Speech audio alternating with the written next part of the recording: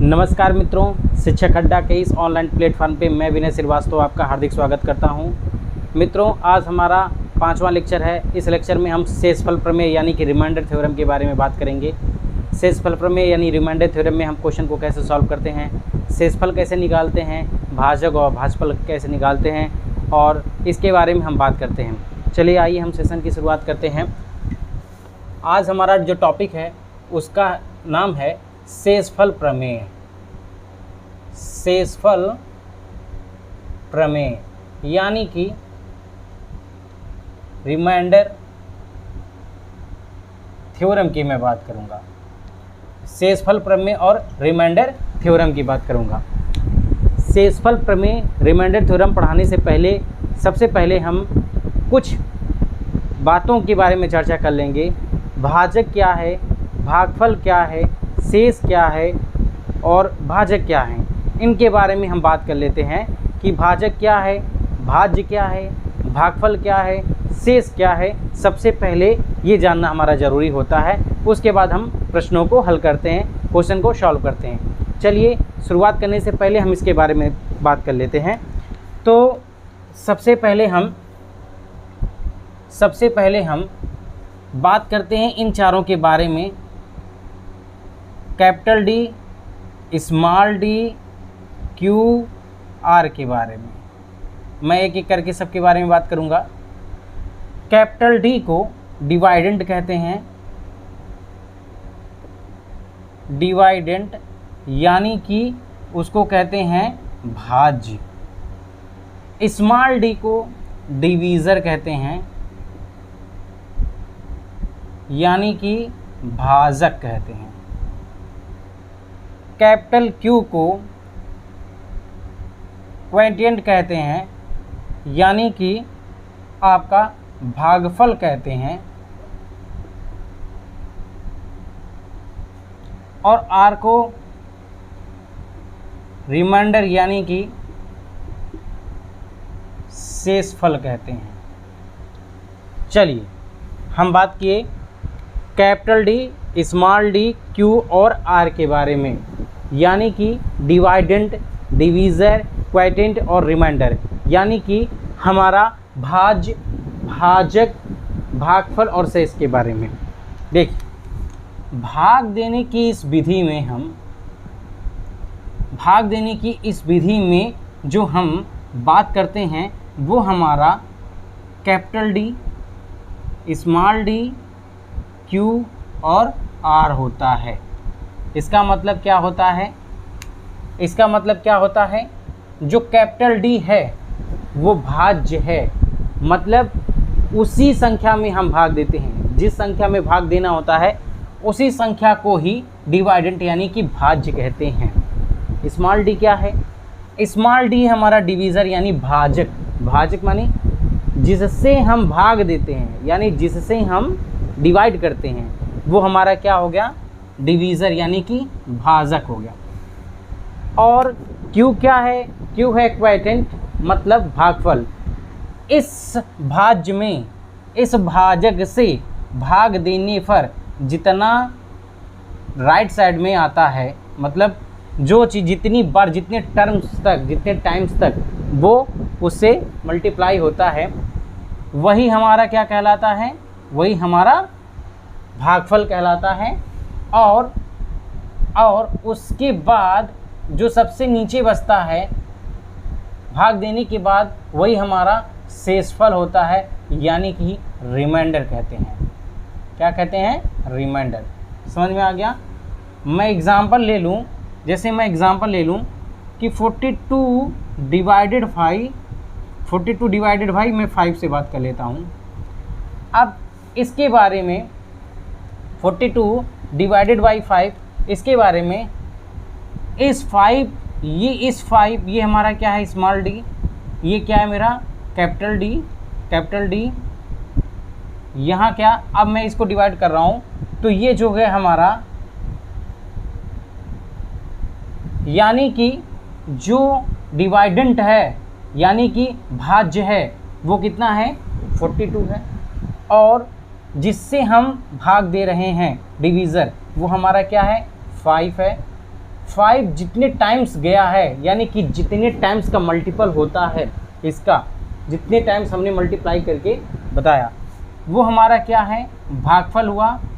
और नीचे जो शेष बचा वही मेरा शेषफल होता है, उसी को हम कहते हैं रिमाइंडर। उसी को क्या कहते हैं रिमाइंडर। ठीक है, एक बार आप इसको लिख लीजिए, एक बार फिगर बना लीजिए, फिर हम आगे की बात करते हैं कि रिमाइंडर क्या है, डिवाइडेंट क्या है, डिवीज़र क्या है, क्वोटिएंट क्या है और क्या है, इस टर्म के बारे में हम बात कर लेते हैं। चलिए आगे की बात करते हैं, आगे की बात करते हैं। अब रिमाइंडर थ्योरम पढ़ने से पहले हम कुछ शॉर्ट ट्रिक के बारे में बात करेंगे, जिससे हमें भाग देने की ज़रूरत ना पड़े और हमारे क्वेश्चंस जो हैं बहुत इजी, बहुत आसानी से आ सकें। चलिए हम उस शॉर्टकट ट्रिक के बारे में बात कर लेते हैं, फिर उसके बाद हम डिटेल देखते हैं। जैसे सबसे टाइप 1 टाइप के क्वेश्चन, टाइप 1 टाइप के क्वेश्चन, अगर a+1 to the power n divided by a to the power n divided by a, और जहाँ पर for all values of n, मतलब चाहे वो कोई भी वैल्यू हो, n का मतलब चाहे यह इवन यानी कि सम संख्या हो, यानी कि ऑड विषम संख्या हो, यानी कि n की सभी मानों के लिए। ठीक, अगर इस टाइप के क्वेश्चन दिए होते हैं, इस फॉर्मेट में दिए होते हैं a+1 to the power n by a, तो उस केस में हमारा रिमाइंडर यानी कि शेषफल, उसमें शेषफल यानी कि रिमाइंडर क्या होगा। तो मैं आपको बताना चाह रहा हूँ, अगर इस टाइप के क्वेश्चन आपको मिल जाएं तो वहाँ पे रिमाइंडर हमेशा जो शेषफल होता है, वहाँ रिमाइंडर शेषफल जो होता है, रिमाइंडर जो होता है वो हमेशा 1 होता है। ठीक है, एक बार आप अच्छे से देख लीजिए। अगर a+1 to the power n by a, जहाँ पे a क्या है कोई एक संख्या होगी, n का मान उसके घात पे भी कोई अंक होंगे, वो संख्या भी हो सकती है, अंक भी हो सकते हैं, किसी भी मान के लिए चाहे वो सम हो या विषम हो, उसके लिए हमेशा भागफल, उसके लिए हमेशा शेषफल क्या आएगा रिमाइंडर 1 आएगा। एग्जाम्पल के तौर पे हम ले रहे हैं, एग्जाम्पल के तौर पे हमें क्वेश्चन ले रहे हैं 342 + 1 to the power 28 divided by 342, ये पूछ रहा है कि शेषफल क्या है, यानी कि रिमाइंडर क्या होगा। अब आप देखिए, दोनों की तुलना करिए, दोनों की तुलना करिए। a+1 to the power n by a, अगर मैं बात करूं तो यहाँ a का मान क्या है 342, और n का मान कितना है 28। मैंने कहा ये n का मान चाहे इवन आए, चाहे सम संख्या आए और विषम संख्या हो, उससे हमारा कोई लेना देना नहीं है। हम देखेंगे कि ये क्या इस फॉर्मेट में बना है। देखिए 342 यानी 342 प्लस 1/342, यानी कि ये a+1 बाई a के फॉर्म का है, फॉर्मेट है, बिल्कुल है। तो जब 342 प्लस 1 के घाते 28 को 342 से भाग देंगे तो हमारा शेषफल क्या आएगा, शेषफल क्या आएगा, रिमाइंडर क्या बचेगा हमारा, बचेगा 1, हमेशा क्या बचेगा 1। तो इस तरीके से हम कुछ शॉर्टकट के माध्यम से रिमाइंडर थ्योरम यानी शेषफल प्रमेय को हल करते हैं। ये हमारा पहले प्रकार का क्वेश्चन है। आप इसको स्क्रीनशॉट लीजिए, फिर हम दूसरे क्वेश्चन के बारे में बात करते हैं। चलिए हम दूसरे एग्जाम्पल की बात करते हैं।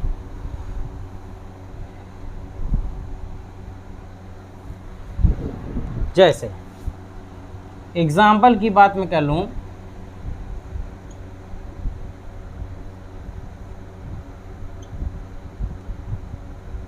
तो पूछेगा शेषफल यानी कि रिमाइंडर क्या है। अब आप देखिए a+1/a⁴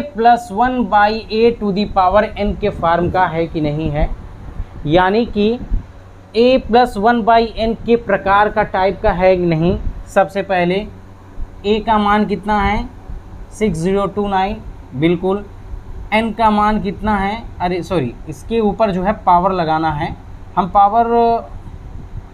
पावर हम ले लेना 15, ठीक है। n का मान कितना है 15, ठीक।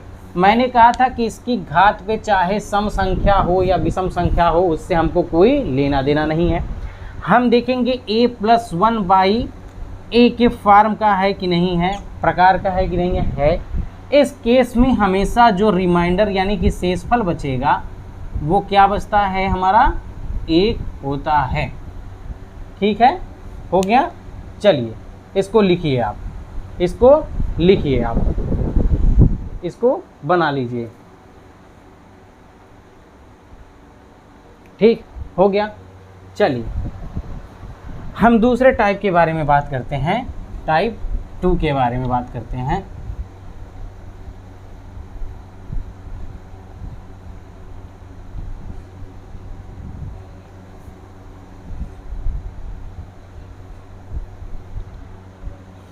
चलिए टाइप सेकंड की बात कर रहा हूं। यदि कोई संख्या a⁴ n + b⁴n के रूप में दी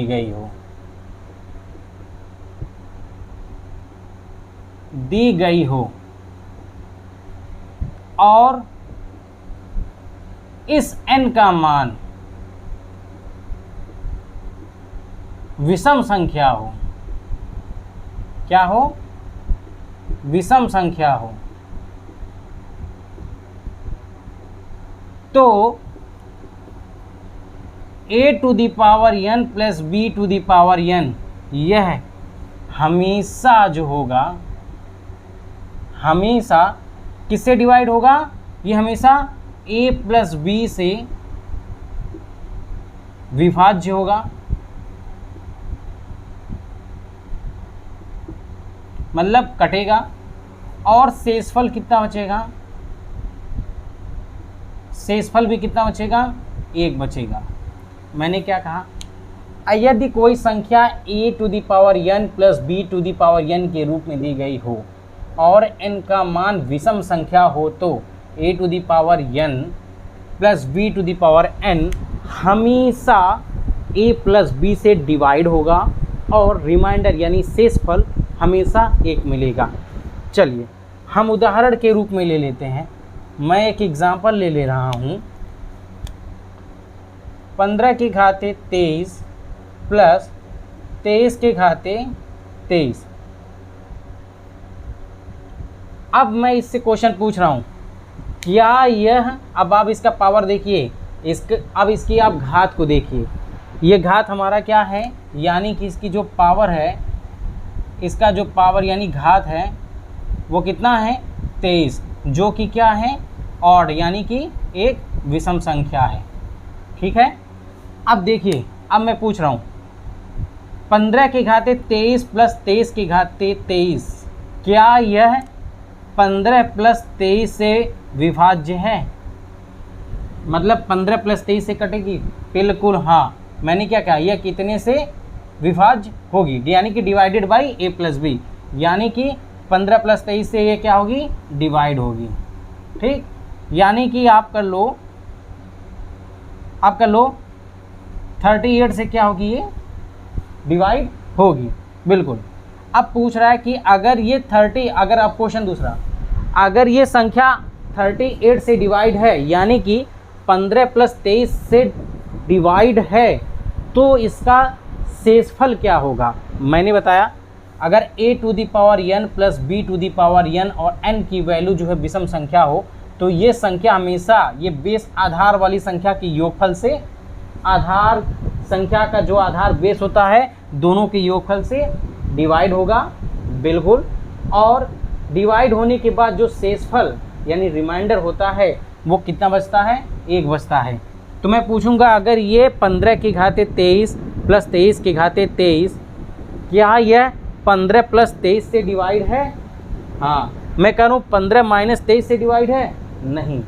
तो 15 प्लस 23 से अगर डिवाइड है तो उसका शेषफल कितना होगा, 1 होगा। क्या होगा उसका शेषफल कितना आएगा, 1 होगा। क्योंकि मैंने शुरू में ही बता रखा है, एक बार मैं फिर से रिपीट कर रहा हूँ कि यदि कोई संख्या a to the power n plus b to the power n, जहाँ a b संख्याएं हैं, n कोई वैल्यू है जो सम या विषम हो सकती है, लेकिन इस केस में विषम होगी, a to the power n plus b to the power n के रूप में दी गई हो और n का मान एक विषम संख्या हो, तो a to the power n plus b to the power n हमेशा किससे डिवाइड होगा, a प्लस b से डिवाइड होगा। और डिवाइड होगा तो एक शेषफल देगा, वो शेषफल हमेशा 1 होता है। चलिए आप लोग इसको एक बार लिख लीजिए।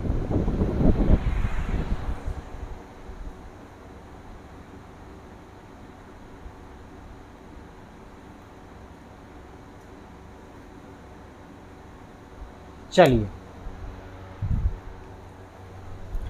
अब हम टाइप 3 की बात करते हैं।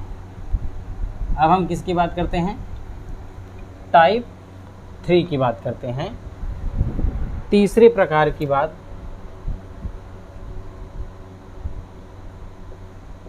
टाइप 3 क्या है, यदि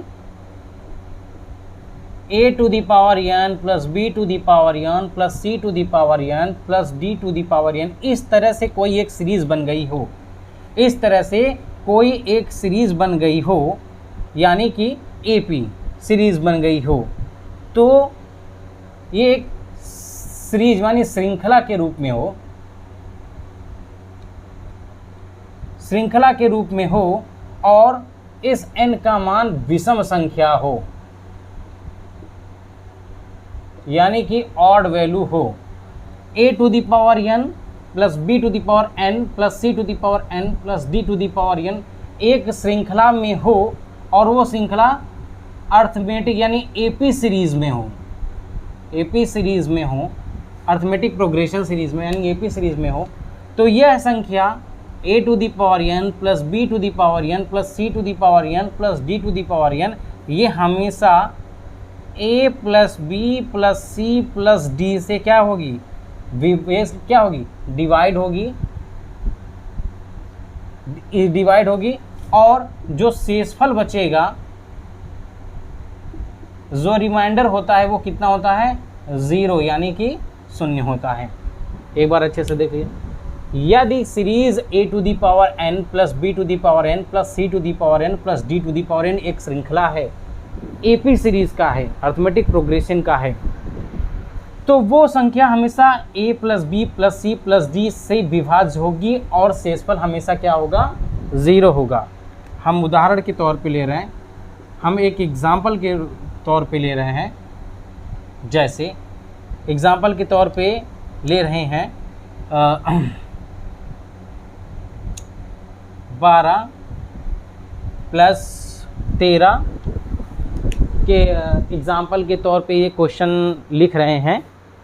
हाँ देखिए, इसका उदाहरण जो है कि ले रहे हैं, इसके उदाहरण में हम ले रहे हैं जैसे 2 to the power 11 plus 3 to the power 11 plus 4 to the power 11 plus 5 to the power 11 ले रहे हैं। अब देखिए, ये हमेशा एक AP सीरीज़ के रूप में आ रही है, यानी कि एक अंतर है, n की वैल्यू है 11 जो कि विषम है यानी कि ऑड है, तो ये संख्या किससे विभाजित होगी, ये संख्या हमेशा, ये संख्या जो है हमेशा 2 प्लस 3 प्लस 4 प्लस 5 से विभाज्य होगी, यानी कि डिवाइड होगी। 5 से क्या होगी, कट जाएगी, तो ये संख्या कितने हो सकी, ये संख्या और रिमाइंडर कितना होगा इसका, 0, यानी शेषफल कितना बचेगा, 0, यानी कि ये जो है 14 से कट जाएगी और इसका शेषफल कितना बचेगा, हमेशा 0, यानी कि 0 बचेगा। चलिए इसको लिख लीजिए, फिर हम अगला क्वेश्चन कराते हैं। एक बार इसको आप लिखिए। चलिए आइए, ठीक है। चलिए हम एक क्वेश्चन दे रहे हैं, एक मैं क्वेश्चन लिख रहा हूँ। वो क्वेश्चन है 7 to the power 84 divided by 342। मतलब 7 की घाते 84 को अगर 342 से भाग दें तो जो शेषफल होता है यानी रिमाइंडर होगा वो कितना होगा।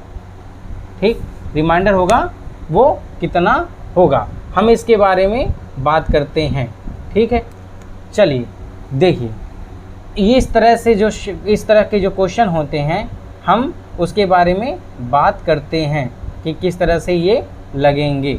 चलिए सबसे पहले इसको जो है हम a+1 to the power n by a के टर्म में बना लेंगे। क्या करेंगे, इसको हम बना लेंगे। ठीक है, तो जब हम इस टर्म के रूप में बनाएंगे, हम इस टर्म के रूप में जब भी इसको बनाएंगे तो उसको हम हमेशा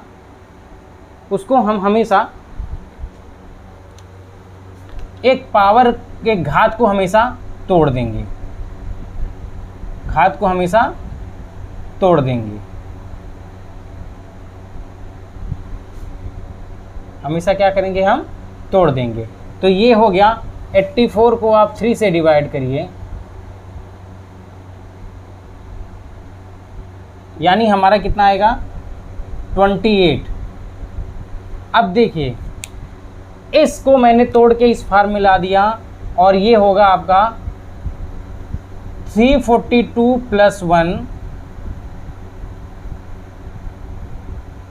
बाई 342, यानी कि 342 के पावर 28 प्लस 1/342, यानी ये हमारा आ गया a⁴n + 1 बाई a+1 के फार्म का आ गया, बाई a के फार्म का आ गया।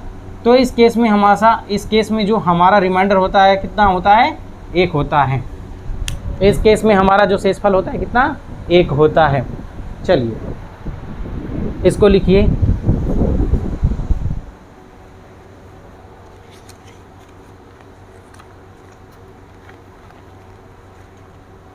चलिए चौथे प्रकार का, टाइप 4 का,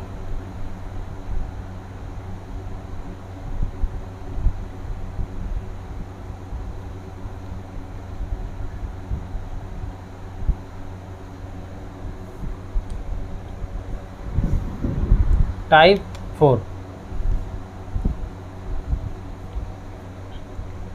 x⁴n - a⁴n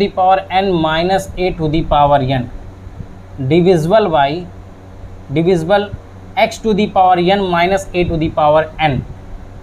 इस तरह का अगर कोई संख्या हो और इस n का मान हमेशा सम संख्या हो,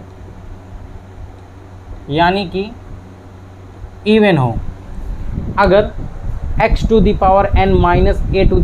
a⁴n में इस n का मान अगर एक सम संख्या हो तो यह संख्या x⁴n - a⁴n यह जो है हमेशा x + a से भी डिवाइड होगी और x - a से भी डिवाइड होगी, यानी कि या तो वो x + 1 से डिवाइड होगी या वो फिर x - a से डिवाइड होगी, दोनों से, या फिर दोनों से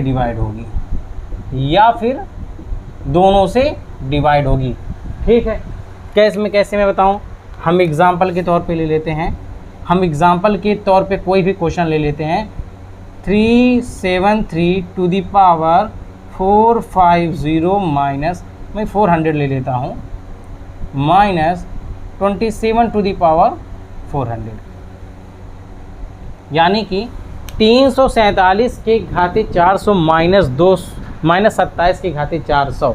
अब आप देखिए x⁴n, यहाँ x क्या है, n क्या है, 400, x है 347, n है 400। उसके बाद a की वैल्यू, a का मान है 227, n का मान कितना है 400, यानी कि x to the power n minus a to the power n के रूप में हो गया है। इस n का मान 400 यानी कि एक सम संख्या है, तो ये 347, तो ये 347 के पावर 400 माइनस 27 के घाते 400 हमेशा किससे डिवाइड होगा, x माइनस a एवं x प्लस a से, यानी कि 347 प्लस 27 से भी होगा और 347 माइनस 27 से होगा। यानी कि हम कह सकते हैं एक या तो इसका 400 से कटेगा या ये कितना होगा 346 से। 400 और 346 यानी कि ये दोनों से होंगे, 400 और 346 दोनों से होगा, यानी कि ये जो हमारा होगा वो 400 से भी कटेगा और 346 से भी डिवाइड होगा। ठीक है, इसको आप लिखिए और इसके बाद हम आगे की बात करते हैं। देखिए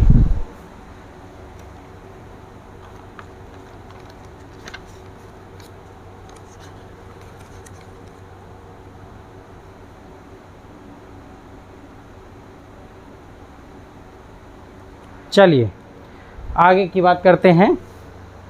हम टाइप 5वें की बात कर रहे हैं, हम 5वें प्रकार की बात कर रहे हैं। तो इस 5वें प्रकार के बारे में हम डिस्कस करेंगे कि अब किस तरह का शेषफल प्रमेय, यानी कि हमें जो है रिमाइंडर थ्योरम यानी शेषफल प्रमेय के बारे में इसका जो है 5वां प्रकार पढ़ना है। इस 5वें प्रकार की बात हम कर रहे हैं। 5वें प्रकार की बात में यदि घात यानी कि पावर को भाग देना होता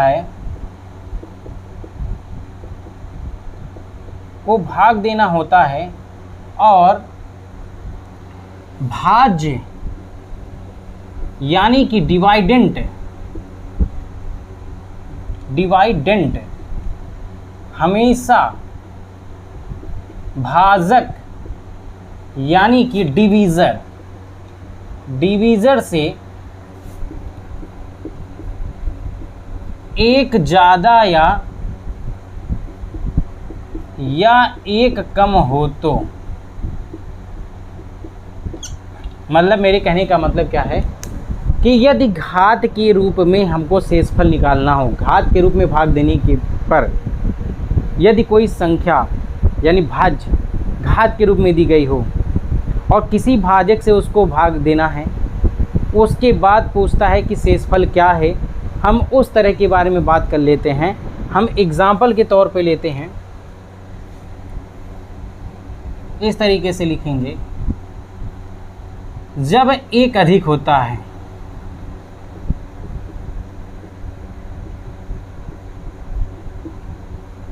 जब एक अधिक हो और जब एक कम हो तो हम इसके बारे में बात करेंगे। एग्जाम्पल ले लो, मैं एग्जाम्पल ले लेता हूँ कि 14 के घाते 116 को 13 से भाग दिया जाए।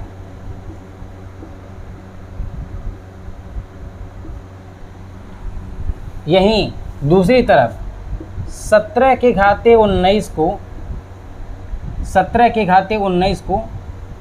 18 से भाग दिया जाए। मतलब कि यदि 14 के घाते 116 को 13 से भाग दिया जाए और वहीं पे 17 के घाते 19 को 18 से भाग दिया जाए, दोनों में क्या अंतर आता है, शेषफल में क्या अंतर आता है, हम उसके बारे में बात करेंगे। देखिए, जब जो है हमारा भाग देने पर, जब भाज्य में भाजक से भाग देते हैं और भाज्य यानी कि डिवाइडेंट जो है डिवीजर से एक अधिक हो, दूसरा जब डिवाइडेंट डिवीजर से एक कम हो। थोड़ी सी इंग्लिश और हिंदी लैंग्वेज दोनों मिक्स हो जा रही है, क्योंकि इंग्लिश मीडियम से पढ़े, मैथमेटिक्स इंग्लिश मीडियम से था, तो हिंदी इंग्लिश दोनों एक में हो जा रहा है, तो थोड़ी सी प्रॉब्लम हो रही होगी, आप उसको कोऑपरेट करिएगा। तो इस केस में हमेशा जो शेषफल बचता है, यानी रिमाइंडर बचता है, वो हमेशा 1 होता है। और इस केस में जब वो शेषफल बचता है, इस केस में जो शेषफल होता है वो कैपिटल डी, यानी डिवाइडेंड से हम डिवीज़र को घटा देते हैं, तो जो शेषफल मिलता है वो हमेशा हमारा क्या मिलता है? 1 मिलता है। इस केस में जो डिवाइडेंट होता है उसको हम डिवीज़र अगर घटा देते हैं तो जो शेषफल मिलता है वो निगेटिव मिलता है। उस निगेटिव जब जो नकारात्मक मिलता है उसमें हम जो डिवीज़र होता है जिससे हम भाग देते हैं, उसी संख्या को हम इसमें क्या करते हैं? जोड़ लेते हैं, उस संख्या को जोड़ लेते हैं, तो जो हमारा आंसर प्राप्त होता है वही हमारा शेषफल होता है। जैसे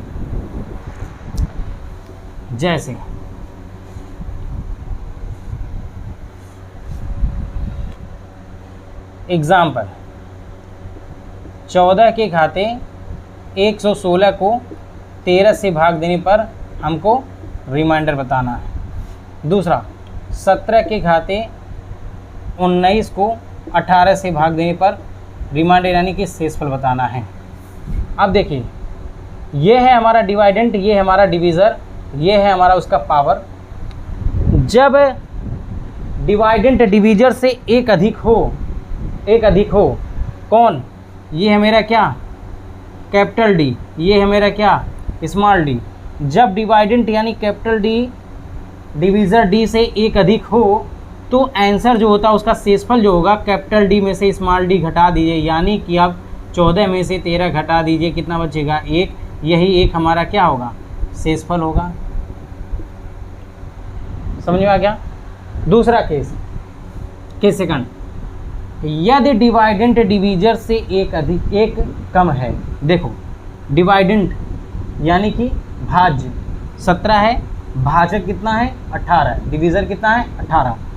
तो भाज्य जो है वो भाजक से एक कम है।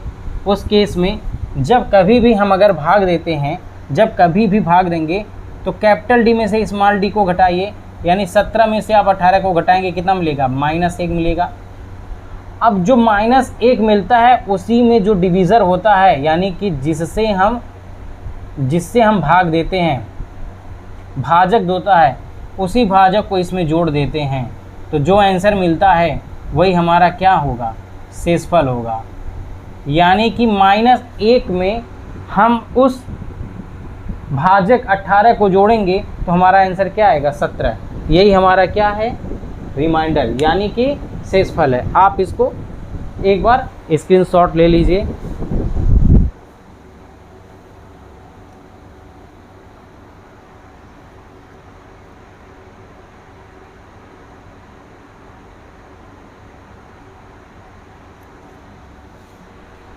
चलिए,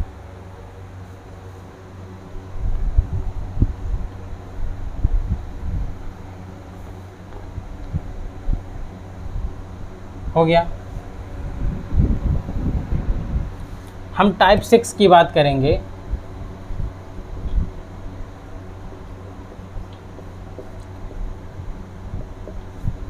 जब यानी कि भाज्य क्या?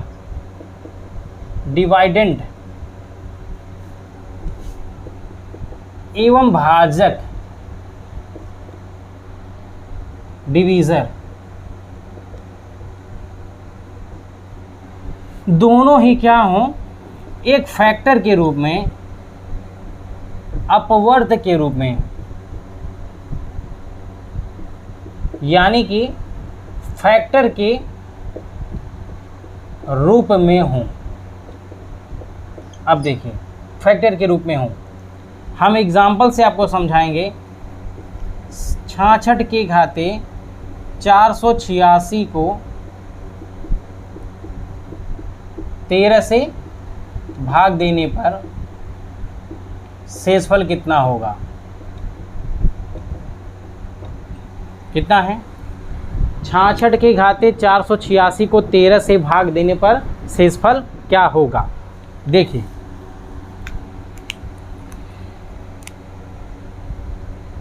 छाछठ के घाते 486 को 13 से भाग देने पर शेषफल क्या होगा?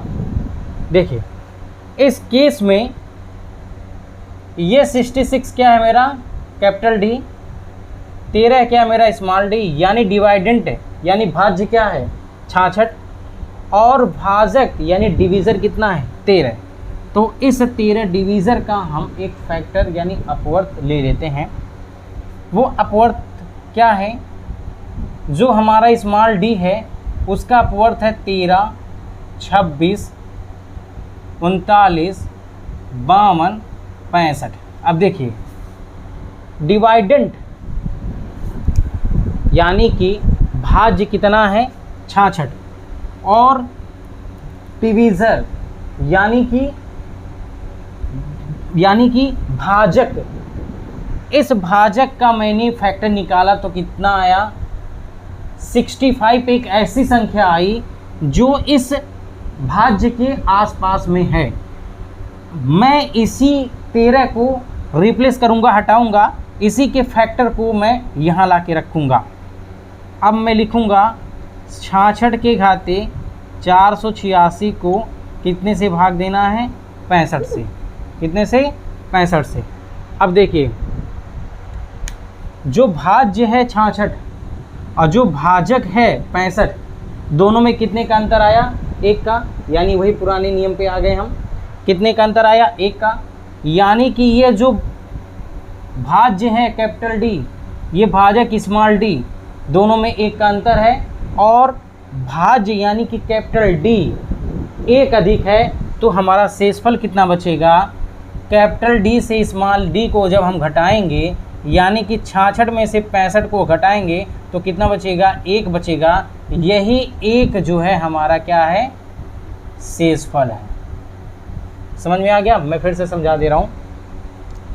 66 के घाते 486 को 13 से भाग देने पर शेषफल क्या होगा? तो हम जो भाज्य है यानी डिवाइडेंट है, और जो भाजक है डिवीज़र है, सबसे पहले हम जो भाजक है डिवीज़र है उसके फैक्टर को निकाल लेते हैं, अपवर्त को निकाल लेते हैं, यानी उसके अपवर्त को निकालते हैं, उसके अपवर्त को निकालते हैं।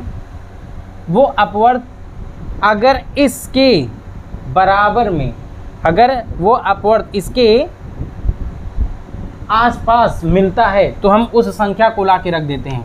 तो 13 का अपवर्त जो है 65 है, इस 65 को हम ला के इसके नीचे रख दिए। अब देखते हैं कि क्या जो हमारा भाज्य है वो भाजक से ज़्यादा है कि कम है, कितना कम है ये देखते हैं। तो पता चला जो हमारा भाज्य है वो भाजक से 1 अधिक है। जब भाज्य भाजक से 1 अधिक होता है तो हमारा शेषफल कितना होता है? 1 होता है। क्यों? क्योंकि भाज्य से उस भाजक को घटा देते हैं। ठीक है, चलिए इसको लिखिए।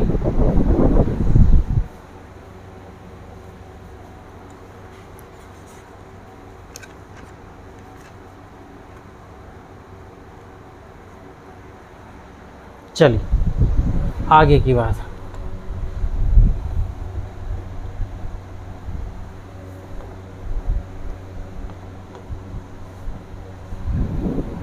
दूसरा क्वेश्चन दूसरा, 40 के घाते 40 को 9 से भाग देने पर शेषफल यानी कि रिमाइंडर कितना होगा? ठीक, मैंने क्या कहा था कि भाज्य और भाजक को हम एक अपवर्त के रूप में लिख लेते हैं, जिससे कि दोनों एक दूसरे के नज़दीक आ जाएं और उसके बाद हमको भाग देने पर आसानी हो। चलिए हम इस 4 का अपवर्त निकाल लेते हैं। तो जब हम इस 4 का अपवर्त निकालेंगे तो हम देखेंगे कि 4, 8, 12, 16, 20, 24, 28, 32 इस तरीके से चलता चला आएगा, इस तरीके से चलता चला आएगा। ठीक, चलता चला आएगा। दूसरा हम 9 का अपवर्त जब निकाल लेंगे, 9, 18, 27। अब देखिए 4 के अपवर्त में ये 28 है, 9 के अपवर्त में ये 27 है, यानी कि दोनों में कितने का अंतर आ रहा है, 1 का। तो हम इन दोनों संख्याओं को रिप्लेस कर देंगे, हटा देंगे, यानी उनके अपवर्त के रूप में हम हटा देंगे। तो हम क्या लिखेंगे, इस 4 की जगह हम कितना लिखेंगे, 28 लिख देंगे, और इस 9 की जगह हम कितना लिख देंगे, 27। अब देखिए ये बन गया ना, कैपिटल डी स्मॉल डी बन गया, यानी कि कैपिटल डी जो है स्मॉल डी से कितना बड़ा है, 1 बड़ा है। तो अब हमारा जो शेषफल होगा कितना होगा, capital D minus small D, यानी कि इस भाज्य से इस भाजक को घटा देंगे, यानी 28 से 27 घटा देंगे, हमारा क्या बचेगा, शेषफल 1 बचेगा। समझ में आ गया कि मतलब अगर इस भाजक से इस भाज्य से उस भाजक को घटाएंगे तो हमारा शेषफल कितना बचेगा, 1 बचेगा। नेक्स्ट एग्जाम्पल की बात कर रहा हूँ, तो नेक्स्ट एग्जाम्पल क्या है हमारा, नेक्स्ट एग्जाम्पल ले रहे हैं। चलिए देखिए, नेक्स्ट क्वेश्चन है हमारा, 5 के घाते 90 को 13 से भाग देने पर शेषफल क्या होगा। ठीक, चलिए हम हल करते हैं। इस 5 का अपवर्त हम लिख लेते हैं, 5, 10, 15, 20, 25, 30, 35। इस 13 के अपवर्त को हम लिख लेते हैं 13, 26, 39। अब देखिए 5 के अपवर्त में ये 25 और 13 के अपवर्त में ये क्या है, 26, एक दूसरे के नज़दीक हैं। अब हम दोनों संख्याओं को बदल देंगे, तो इस 5 के जगह हम क्या लिख देंगे, 25 लिख देंगे, 25 के घाते 90, और यहाँ क्या लिख देंगे, 26। अब देखिए जो भाज्य है, यानी कि ये कैपिटल डी यानी कि डिवाइडेंट है, वो हमारा कितना है, 25, और जो मेरा स्मॉल डी यानी कि डिवीज़र है वो कितना है हमारा, 26। दोनों में कितने का अंतर है, 1। लेकिन जो भाज्य है वो भाजक से 1 कम है, भाज्य से 1 कम है। उस केस में जब हम 25 से, उस केस में कैपिटल डी से स्मॉल डी को घटाएंगे, यानी कि 25 में से 26 को घटाएंगे, तो हम 25 में से 26 को घटाएंगे तो हमारा आंसर -1 होगा। आंसर कभी माइनस में नहीं रहेगा, कभी भी शेषफल माइनस में नहीं होता है, इसलिए इस शेषफल में हम उस शेषफल में हम उस भाजक को जोड़ देते हैं। कितना था, 26 था, यानी कितना उसको जोड़ देंगे, जो तो हमारा कितना आएगा, 25 आएगा, यानी कि कितना जोड़ देंगे तो मेरा कितना आएगा, 25 आएगा। यही हमारा क्या है, शेषफल प्रमेय। तो चलिए मित्रों, आज हम लोग इस टॉपिक पे बस इतना ही कंप्लीट किए हैं। नेक्स्ट क्वेश्चन के साथ हम अगली वीडियो में मिलेंगे और इससे अच्छे बेहतरीन क्वेश्चन लाएंगे, जिसे आप लोग प्रैक्टिस करिए और अच्छे से सॉल्व करिए। चलिए तब तक के लिए शुभ संध्या।